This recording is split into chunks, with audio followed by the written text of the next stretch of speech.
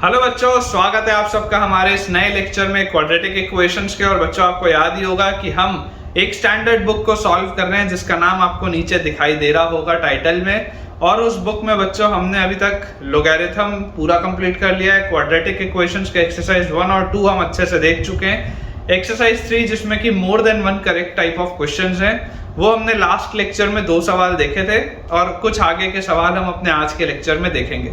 बहुत ही ये जबरदस्त बच्चों सीरीज है जिसमें कि आपको मैं एक स्टैंडर्ड बुक को सॉल्व कर रहा हूँ। और जो भी स्टैंडर्ड बुक्स आप और करवाना चाहते हैं मुझसे सॉल्व, आप मुझे कमेंट्स में ज़रूर बताइए ताकि आपका प्रिपरेशन बहुत अच्छे तरीके से हो पाए। अगर आपको बच्चों थ्योरी में थोड़ा सा भी प्रॉब्लम है तो आप इस प्लेलिस्ट को रेफर कर सकते हैं। इस प्लेलिस्ट में वो सारे मैंने कंसेप्ट्स कवर कराए हैं, वो सब वीडियोस हैं इसमें मौजूद जो कि आपको थ्योरी से बहुत स्ट्रॉन्ग करेंगे। अगर आपको लगता है कि कंसेप्ट्स में आपको कहीं पर प्रॉब्लम है तो ये प्लेलिस्ट, जिसका कि लिंक आपको नीचे डिस्क्रिप्शन बॉक्स में भी दिखाई दे रहा होगा, आपकी बहुत मदद करेगी। और अगर हमें थ्योरी आती है तो फिर हमें सिर्फ सवालों की प्रैक्टिस की ज़रूरत है। तो चलिए स्टार्ट करते हैं अपने आज के लेक्चर को। आज बच्चों हमारे पास जो फर्स्ट क्वेश्चन है that is question number 3 exercise 3 का। तो अगर मैं एक्सरसाइज 3 का क्वेश्चन नंबर 3 देखूं तो क्वेश्चन नंबर 3 में हमारे पास लिखा है कि if alpha and beta are the roots of the equation. हमारे पास एक इक्वेशन है x² minus kx plus 1 equal to 0। x² minus kx plus 1 equal to 0 और इसके बच्चों रूट्स हमको दिए हुए alpha and beta. Alpha and beta are the roots of this equation. और यहाँ पर हमें बोला जा रहा है कि k जो है वो 2 से बड़ा है। k जो है वो 2 से बड़ा है। तो आपको बच्चों वैल्यू बतानी है, value of sine of alpha square plus 1 plus sine of k square divided bye 1 plus beta square. ये अपने पास दिया है, ठीक है क्या? ये अपने पास बच्चों चीज लिखी है, इसकी क्या वैल्यू हो सकती है, इसको जब आप सॉल्व करेंगे तो क्या एक्सप्रेशन आ सकता है, ये हमसे पूछा जा रहा है। और 4 ऑप्शंस दिए। तो सबसे पहले हम इसको थोड़ा सा सिंप्लीफाई करके देखते हैं कि ये लिखा बेसिकली क्या है। अगर आप ध्यान से ऑब्जर्व करें तो आपको इसमें दिखाई देगा कि सम ऑफ रूट्स क्या आ रहा है। अगर मैं सम ऑफ रूट्स निकालूं तो सम ऑफ रूट्स मेरे पास आएगा -b/a, मतलब सम ऑफ रूट्स आएगा k। और प्रोडक्ट ऑफ रूट्स बच्चों हमारे पास क्या आ जाएगा? प्रोडक्ट ऑफ रूट्स आ जाएगा c/a, मतलब कि 1। ये अपने पास चीज आती है, ठीक है। और यहाँ पर देखिए ये अल्फा स्क्वायर प्लस 1 लिखा है। अगर आप अल्फा को इसमें लिखेंगे तो क्लियरली अल्फा स्क्वायर प्लस 1 की वैल्यू आपके पास आ जाएगी k अल्फा। और अगर आप बीटा यहाँ लिखेंगे तो बीटा स्क्वायर प्लस 1 की वैल्यू हमारे पास आ जाएगी k बीटा। ये चीजें हमको समझ में आती है। तो यार यहाँ से ये लिखा क्या हुआ है? पहला वाला जो टर्म है हमारे पास, ये पहला वाला टर्म लिखा हुआ है sine of alpha square plus 1। Alpha square plus 1 मतलब k अल्फा और plus sine of k square divided by beta square plus 1। Beta square plus 1 क्या है? k beta. ये अपने पास लिखा है, एक k से दूसरा k अपन कैंसिल आउट कर सकते हैं। तो यार यहां से ये लिखा हुआ है sine of k alpha plus sine of, देखो ये क्या लिखा हुआ है? k इंटू 1/बीटा लिखा है ना। तो 1/बीटा क्या आ जाएगा? यहां से अगर आप देखोगे 1/बीटा अल्फा होगा। तो अगेन ये भी साइन ऑफ k अल्फा लिखा है। Sine k alpha plus sine k alpha is 2 times of sine k alpha. सबसे पहले तो ये अपने पास चीज आती है, ठीक है। और अगर मेरे पास ये आ रहा है 2 times of sine k alpha, तो इसको आप और क्या लिख सकते हैं? इसको बच्चों हम और लिख सकते हैं, यहां से देखिए 2 टाइम्स ऑफ साइन k। और अल्फा को आप क्या लिख सकते हो? अल्फा को आप लिख सकते हो 1/बीटा, तो इसको अपन लिख सकते हैं k/बीटा। ये भी लिख सकते हैं, मतलब ये तो आपने जो लिखा है ये तो सही है ही। इसको आप ऐसे भी लिख सकते हो, अल्फा और बीटा के अगर मुझे टर्म्स में अलग अलग लिखना हो तो। अब एक बार अपन ऑप्शंस चेक करते हैं। अगर बच्चों हम इसके ऑप्शंस देखें तो फर्स्ट ऑप्शन हमारे पास दिया हुआ है। फर्स्ट ऑप्शन में लिखा है 2 टाइम्स ऑफ साइन k²/2। तो यार ये k²/2 तो कहीं से भी नहीं आ रहा है ना। ये k²/2 तो कहीं से भी नहीं आ रहा है, क्योंकि या तो अल्फा आएगा या तो बीटा आएगा, कुछ तो आएगा। k²/2 तो नहीं आ सकता। सेकंड ऑप्शन अपने पास लिखा हुआ है 2 sine k alpha, 2 sine k alpha. तो यार ये तो अपन ने निकाल लिया, मतलब बी ऑप्शन तो सही है। थर्ड ऑप्शन अपने पास लिखा हुआ है 2 साइन k/बीटा, 2 साइन k/बीटा। तो यार ये भी अपन ने निकाल लिया, ये भी बिल्कुल सही लिखा है। और फोर्थ ऑप्शन अगर हम देखें तो फोर्थ ऑप्शन में हमारे पास लिखा हुआ है 2 साइन 2 अल्फा स्क्वायर, तो यार ये अंदर 2 अल्फा स्क्वायर भी नहीं आ सकता है ना, अंदर बच्चों देखो 2 अल्फा स्क्वायर भी नहीं आ सकता, के वाला टर्म तो आएगा, मतलब क्लियरली इसका आंसर अपने पास आ रहा है B option and C option, और अपने पास बुक में भी वही आंसर दिया है। इसके बाद बच्चों हमारे पास दिया हुआ है क्वेश्चन नंबर 4। क्वेश्चन नंबर 4 में आपको बच्चों बोला जा रहा है कि the values of p for which the inequality, एक इनइक्वालिटी हमारे पास दी हुई है log जिसके बेस पर है p स्क्वायर प्लस 1, log के बेस पर है p स्क्वायर प्लस 1 और नंबर की जगह हमारे पास लिखा हुआ है 3x square minus 2x minus p plus 6, 3x square minus 2x minus p plus 6 and this is greater then और इक्वल टू हमारे पास लिखा हुआ है cos स्क्वायर थीटा, और cos स्क्वायर थीटा के साथ मल्टीप्लिकेशन में दिया हुआ है 1 minus 4 times of sin square theta और इस पूरे का होल स्क्वायर, ये अपने पास लिखा हुआ है, और लिखा है minus cos square 3 theta, minus cos square 3 theta is satisfied for all real values of x and theta, for all x and theta belongs to real number। मतलब कि हमें क्वेश्चन क्या बोल रहा है कि आपको बच्चों इसमें बताना है कि p की कौन कौन सी ऐसी वैल्यूज होंगी जिसके लिए ये वाली जो पूरी चीज है ये सेटिस्फाई होगी for all x and theta belonging to real number, मतलब आप कोई भी x और थीटा ले लें रियल नंबर तो वो सेटिस्फाई होना चाहिए। अब बच्चों देखो सबसे पहले अगर मैं ये राइट साइड को ऑब्जर्व करूं तो राइट साइड को अगर हम ऑब्जर्व करेंगे तो हमको दिखाई देता है, देखिए ये भी स्क्वायर है, ये भी स्क्वायर है, अगर इस cos थीटा को मैं अंदर ले जाऊं तो ये लिखा हुआ है cos theta minus 4 sin square theta into cos theta और इस पूरे का होल स्क्वायर, ऐसा अपन बोल सकते हैं क्योंकि ये भी स्क्वायर है, ये भी स्क्वायर है, अंदर मल्टीप्लाई कर सकते हैं, ऐसे हो जाएगा। आगे लिखा हुआ है माइनस cos स्क्वायर 3 थीटा, तो इसमें तो कोई प्रॉब्लम नहीं है। यहाँ पर अब इसको अपन देखो क्या लिख सकते हैं, cos theta minus 4 times of sin square theta को मैं लिख सकता हूँ 1 minus cos square theta into cos theta और इस पूरे का स्क्वायर, और हमारे पास लिखा हुआ माइनस cos स्क्वायर 3 थीटा, ये बात भी क्लियर है। अब यार यहां से मुझे दिखाई देता है कि ये लिखा हुआ है cos थीटा, फिर ये 4 cos थीटा इंटू 1 तो माइनस 4 cos थीटा, और ये लिखा हुआ है माइनस 4 cos थीटा और माइनस साइन ये तो प्लस 4 cos क्यूब थीटा, ठीक है, ये अपने पास लिखा हुआ है, और माइनस लिखा हुआ है इस पूरे का स्क्वायर और माइनस लिखा हुआ है cos स्क्वायर 3 थीटा। तो जरा सोच के देखो, ये लिखा हुआ है अपने पास 4 cos cube theta, 4 cos cube theta minus 3 cos theta, 4 cos cube theta minus 3 cos theta का स्क्वायर और लिखा है माइनस cos स्क्वायर 3 थीटा। और अगर बच्चों आपको बेसिक सी भी ट्रिग्नोमेट्री याद होगी तो आपको पता होगा कि ये 4 cos cube theta minus 3 cos theta क्या होता है, cos 3 थीटा, तो ये भी आपके पास लिखा है cos स्क्वायर 3 थीटा और माइनस में भी आपके पास लिखा है cos स्क्वायर 3 थीटा, तो ये तो जीरो हो गया। मतलब ये जो RHS आपके पास थी पूरी कहानी RHS की, RHS तो जीरो है। मतलब ये सवाल आपके पास क्या लिखा हुआ है, सवाल आपके पास लिखा हुआ है log जिसके बेस पर है p स्क्वायर प्लस 1 और नंबर की जगह पर है 3x square minus 2x minus p plus 6, this is greater than equal to 0, ये हमारे पास सवाल। अब जरा बच्चों अगर आप ऑब्जर्व करेंगे तो आपको ये बात तो दिखाई दे रही है कि p स्क्वायर प्लस 1 जो होगा वो तो पॉजिटिव होगा, p स्क्वायर प्लस 1 तो पॉजिटिव होगा, इसमें तो कोई डाउट नहीं है।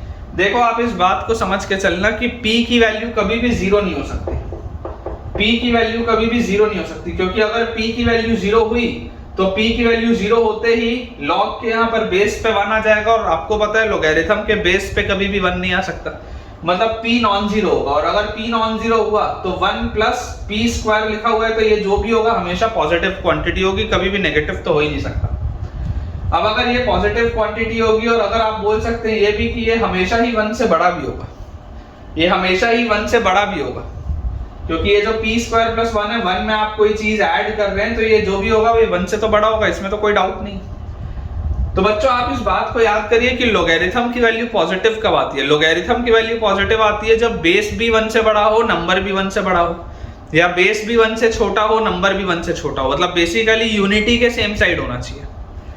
तो p स्क्वायर प्लस 1 अगर 1 से बड़ा है मतलब कि क्लियरली आप बोल सकते हैं जो नंबर होगा ये नंबर भी 1 से बड़ा होना चाहिए, तो आप बोल सकते हैं therefore 3x square minus 2x minus p plus 6 must be greater than equal to 1।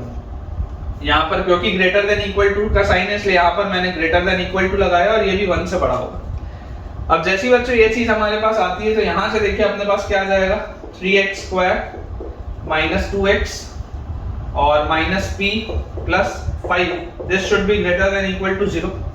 अब आपको बच्चों देखो बोला जा रहा है कि ये जो है ये हर x के लिए सेटिस्फाइड है, for all x belonging to real number. ये क्वाड्रेटिक है जो हमेशा ही 0 या उससे बड़ा है, ये क्वाड्रेटिक है जो हमेशा ही 0 या उससे बड़ा है, मतलब इसका discriminant 100% less than equal to 0 होगा, क्योंकि देखो ये माउथ ओपनिंग अपवर्ड्स पैराबोला है। तो या तो ये वाला जो पैराबोला है, या तो ये पैराबोला पॉजिटिव है, या ये पैराबोला 0 को टच करता हुआ जा रहा है, दोनों में से कोई एक केस है। मतलब इसका discriminant 100% less than equal to 0 होगा, तो इसका डिस्क्रिमिनेंट आएगा कितना, b स्क्वायर मतलब 4 माइनस 4, a की जगह 3 और c कांस्टेंट टर्म की जगह 5 minus b। This should be less than equal to 0, ये अपने पास होना चाहिए। अब जैसी बच्चों ये अपने पास चीज आती है तो यहाँ से अपन देखो इसको क्या लिख सकते हैं, 4 के फैक्टर को तो आप कैंसिल करके हटा सकते हो, तो यहाँ से अपने पास ये आ जाएगा 1 माइनस 3 इंटू 5 इज माइनस 15 और minus 3 into A is plus 3p। This should be less than equal to 0 अपने पास आ रहा है। तो यहाँ से बच्चों अपने पास जो चीज आएगी, इसको मैं 0 यहाँ लिख देता हूँ, यहाँ से अपने पास जो चीज आ जाएगी वो क्या आ जाएगी, 3p is less than equal to, ये 1 माइनस 15 माइनस 14 उधर जाएगा तो 14, which implies p is less than equal to 14/3। p जो आएगा ये 14/3 या उससे छोटा आएगा, ठीक है, इसमें तो कोई प्रॉब्लम नहीं। p जो आएगा ये 14/3 या उससे छोटा आना चाहिए। अब अगर हमारे पास बच्चों ये वाली चीज आ गई है, अगर हमारे पास ये वाली चीज आ गई है, तो अब इस चीज से आप समझिए और यहाँ पर आप इसको और देखिए कि ये आपके पास देखिए लॉग में ये भी चीज लिखी थी। अगर आपके पास लॉग में ये वाली भी चीज लिखी हुई थी तो आपको क्या और चाहिए, आपको ये और चाहिए कि ये वाला नंबर भी पॉजिटिव होना चाहिए। p की आपको अगर वैल्यू सेट निकालनी है तो इसका मतलब 3x square minus 2x minus p plus 6 ये हमेशा पॉजिटिव होना चाहिए, मतलब p हमेशा छोटा होना चाहिए किससे, 3x square minus 2x plus 6 से। p जो होगा it should always be less then 3x square minus 2x plus 6। अब अगर आप चाहते हैं कि p हमेशा इससे छोटा हो, मतलब इसकी मिनिमम वैल्यू से भी छोटा होना चाहिए। अगर आप इस बात को समझिए, अगर आप चाहते हैं कि p हमेशा इससे छोटा हो, इसका मतलब इसकी मिनिमम वैल्यू से भी p को छोटा होना पड़ेगा। तो इसकी मिनिमम वैल्यू क्या आएगी, इसकी मिनिमम वैल्यू आएगी माइनस d/4 है, मतलब 4ac, तो 4 into 3 into 6 4ac minus b square by 4a। ये अपने पास आएगा 4 का फैक्टर अपन कट कर देते हैं, तो 3 इंटू 6 इज 18 में से 1 गया तो 17/3। मतलब p की वैल्यू आपको बोला जा रहा है 17/3 से छोटा होने के लिए। यहाँ पर आपके पास p का वैल्यू आ रहा है 14/3 से छोटा, तो सही है, कोई दिक्कत की बात नहीं, ठीक है। अब अपन बच्चों देखते हैं अपने पास इसमें ऑप्शंस क्या क्या लिखे हैं। तो अगर हम इसके ऑप्शंस देखें तो हमारे पास बच्चों इसके ऑप्शन में लिखा हुआ है 0, 1, 4 और 5। हमारे पास इसके ऑप्शंस में लिखा हुआ है 0, 1, 4 और 5। तो देखो क्लियरली आपको पता है कि 0 तो हो नहीं सकता, तो ए ऑप्शन तो हट गया। 1 हो सकता है, 4 हो सकता है, लेकिन देखो 5 भी नहीं हो सकता क्योंकि 5 जो है वो 14/3 से बड़ा है, ठीक है ना। 0 हो सकता है, 0 भी नहीं हो सकता क्योंकि हमने पहले रिजेक्ट कर दिया है। 1 हो सकता है और 4 हो सकता है, मतलब कि इसके अगर मैं ऑप्शंस देखूं, पहला ऑप्शन है 0 जो रिजेक्ट हो जाएगा, दूसरा ऑप्शन है 1 सेलेक्ट हो जाएगा, तीसरा ऑप्शन है 4 सेलेक्ट हो जाएगा, चौथा ऑप्शन है 5, तो 5 कभी भी सेलेक्ट नहीं होगा।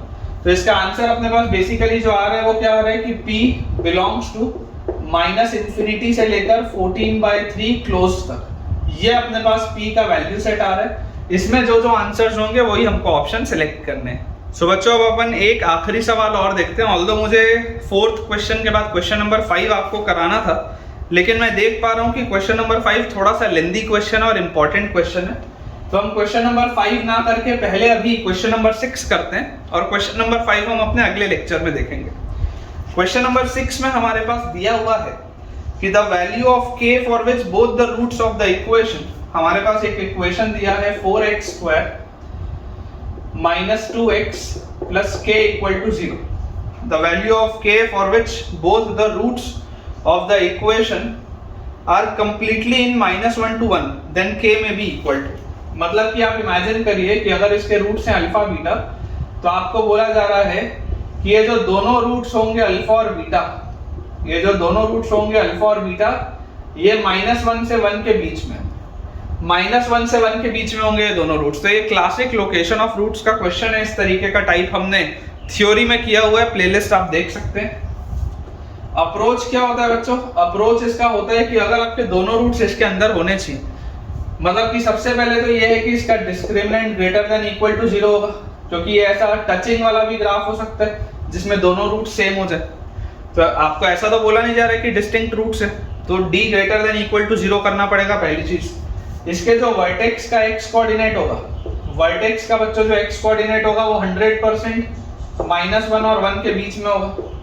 ये जो वर्टेक्स का x कोऑर्डिनेट होगा ये 100% -1 और 1 के बीच में होगा। फंक्शन की वैल्यू -1 पे क्या होगी? पॉजिटिव होगी, और फंक्शन की वैल्यू 1 पर भी क्या होगी? पॉजिटिव होगी। ये दोनों पर ही फंक्शन की वैल्यू पॉजिटिव होगी। ये चार कंडीशंस हमको सॉल्व करनी है, ठीक है। सबसे पहले अपन डिस्क्रिमिनेंट देखते हैं। डिस्क्रिमिनेंट इसका क्या आएगा? b² - 4a और c, this should be greater than equal to 0।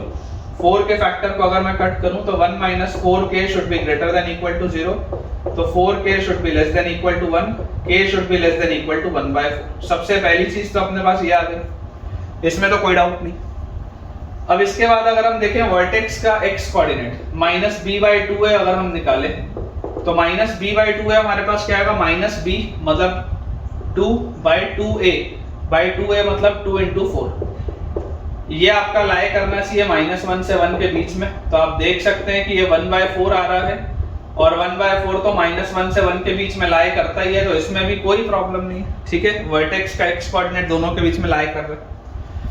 Function की वैल्यू -1 पर पॉजिटिव होनी चाहिए, तो फंक्शन की वैल्यू -1 पर देखिए कितनी आएगी। जैसे आप -1 रखेंगे तो 4 × -1 का स्क्वायर -2 × -1 प्लस k, ये पॉजिटिव होना चाहिए। तो ये अपने पास आ गया 4 + 2 + k शुड बी पॉजिटिव, मतलब k की वैल्यू आ जाएगी -6 से बड़ी, इसमें भी कोई दिक्कत नहीं। एंड लास्टली फंक्शन की वैल्यू 1 पर भी पॉजिटिव होनी चाहिए, तो फंक्शन की वैल्यू 1 पर कितनी आएगी? 4 × 1 का स्क्वायर -2 × 1 प्लस k, ये पॉजिटिव होना चाहिए। तो 4 - 2 + k ये पॉजिटिव होना चाहिए, मतलब k की वैल्यू -2 से बड़ी होनी चाहिए, मतलब k की वैल्यू -2 से बड़ी होनी चाहिए। अब देखिए, ये आपको बोलता है k को -6 से बढ़ा लो, ये आपको बोलता है k को -2 से बढ़ा लो, और ये आपको बोलता है k को 1/4 या उससे छोटा लो। तो क्लियरली अगर आप तीनों का इंटरसेक्शन लेंगे तो जो आंसर आपके पास आएगा, आंसर आपके पास आ जाएगा k बिलोंग्स टू -2 ओपन से 1/4 क्लोज्ड। ये आपके पास इसका आंसर आना चाहिए, k बिलोंग्स टू -2 ओपन से 1/4 क्लोज्ड, ठीक है। ये अपने पास इसका आंसर आना चाहिए। अब एक बार अपन ऑप्शंस देखते हैं जो अपने पास ऑप्शंस दिए हुए हैं। ऑप्शन ए में दिया हुआ है -1, ठीक है। मैं यहाँ पर ऑप्शंस लिख देता हूँ। ऑप्शन ए दिया हुआ है -1, तो -1 तो इस वैल्यू सेट में आ रहा है, आंसर हो जाएगा। ऑप्शन बी अपने पास दिया हुआ है 0, 0 भी इस वैल्यू सेट में आ रहा है, आंसर हो जाएगा। ऑप्शन सी अपने पास दिया हुआ है 2, 2 तो अपनी रेंज के बाहर है, 2 आंसर नहीं हो सकता। ऑप्शन डी अपने पास दिया हुआ है -3 भी अपनी रेंज के बाहर है, ये भी आंसर नहीं हो सकता। मतलब कि इसका जो सही आंसर आएगा that is A and B option. हमने बिल्कुल बच्चों सही ये तरीके से सॉल्व किया है, ठीक है बच्चों। विद दिस हम अपने आज के लेक्चर के एंड पे पहुंच चुके हैं, और मुझे पूरी उम्मीद है कि आज के जो हमने तीनों सवाल देखे हैं more than one correct type के, वो आपको काफी बढ़िया तरीके से समझ में आए होंगे और आपको पसंद भी आए होंगे। अगर आपको आज का लेक्चर अच्छा लगा है, थोड़ा सा आपका कॉन्फिडेंस इंक्रीज हुआ है, तो जल्द से जल्द इस वीडियो को लाइक करें, चैनल को सब्सक्राइब करें, और अपने सारे फ्रेंड सर्कल में जो भी जेईई एस्पिरेंट्स का आप जानते हैं उन्हें इस वीडियो को और इस चैनल को रेफर करें, ताकि उनकी भी क्वेश्चन प्रैक्टिस बहुत बढ़िया तरीके से हो पाए। Thank you.